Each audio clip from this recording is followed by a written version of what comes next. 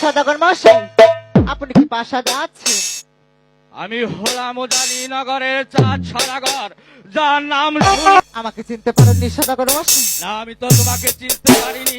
আমি হলাম শিবপতি বিশ্ব হরি, অষ্টকোটি লাগের দেবী, নাম আমার পদ্মা দেবী। তাহলে পদ্মা দেবী, যাকে আমি ভক্তি করি, শ্রদ্ধা করি, পূজা করি, সেই শিবের দেবী।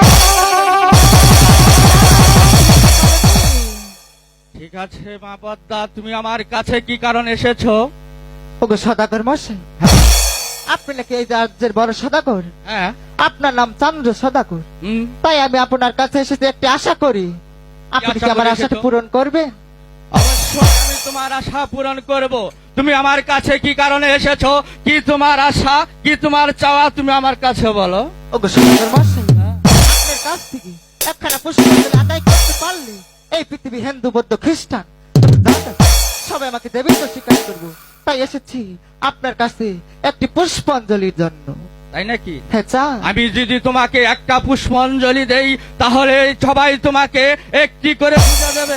হ্যাঁ গো চাঁদ।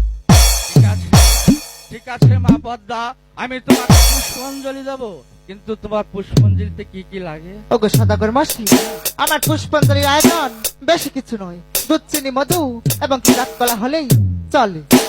ঠিক আছে মা পদ্মা, আমি তোমার পুষ্পাঞ্জলি দেওয়ার জন্য প্রস্তুতি নিচ্ছি। তুমি ঠিক একটু আছে। বসো।